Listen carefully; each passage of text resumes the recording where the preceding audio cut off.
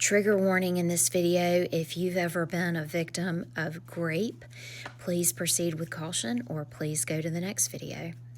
When I was a student at Florida State University between the years of 1986 and 1990, there was a terrible incident that took place in 1988 that just shook us all to our core. And as a matter of fact, I was with my sorority sisters a year ago. We were talking about this incident again, and it still shakes us to our core when we talk about it. There was a freshman girl who went to a bar called the Late Night Library. She had already been drinking, and when she got to the Late Night Library, she was drinking some more. And when she was there, she met this guy named Danny Altarsh. Danny Altarsh was a member of the Pi Kappa Alpha fraternity. They were also known as the Pikes on campus. They had a reputation of being the rich guys, good looking, but they were also very conceited. Now, I don't want to throw the whole fraternity under the bus because I did date a Pike for 2 years, and he was a very nice person. But this night, this young lady met the wrong Pike.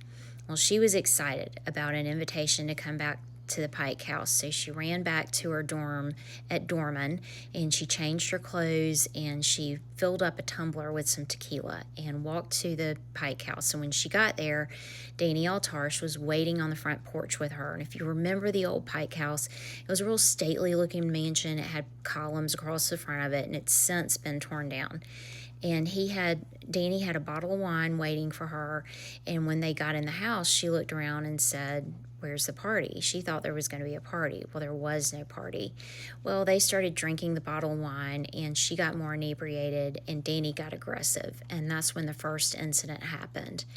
He then took her to the shower. He spread the word around that there was an available girl there if any of the brothers were interested. And there was another Pike who joined Danny in the shower with her. They took turns. And we don't know the name of this Pike because he ended up turning evidence and was granted immunity because he testified against the other individuals involved in this case. There was a 21-year-old by the name of Byron Stewart, and Byron, although did not engage in, he did use Colgate toothpaste, and that's all I'll say. There was an 18-year-old Jason McFarland that was visiting from Auburn University, where he was also a Pike, and he claims that he had no interaction with the victim. When these incidents were over, Danny Altarsh wrote a derogatory comment on the victim's leg, and then on the other leg, he wrote the fraternity symbol letters Sigma Phi Epsilon. He then enlisted Jason McFarland to help him carry her over to the Theta Chi house, which was next door to the Pike house, and they dumped her. And she was very disheveled. She had been beaten, assaulted. She was just, scantily clothed, and they just left her there. And they ended up going across the street to an old convenience store where Danny used a payphone to call the authorities. They then went back up into the Pike house and watched as the emergency vehicles arrived and tended to her and took her to get some help.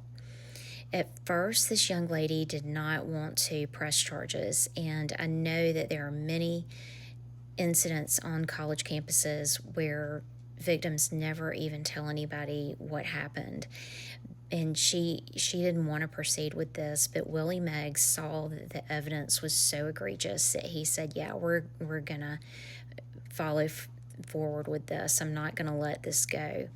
And so she tried to get a back to her life. She ended up coming back to the campus in the fall of 1988 and thought that she was going to be okay. But when she walked back to her dorm room, she had one of those whiteboards, and somebody had written a derogatory comment on that whiteboard. And it just ended up sending her into a spiral to the point where her parents had to come pick her up from campus.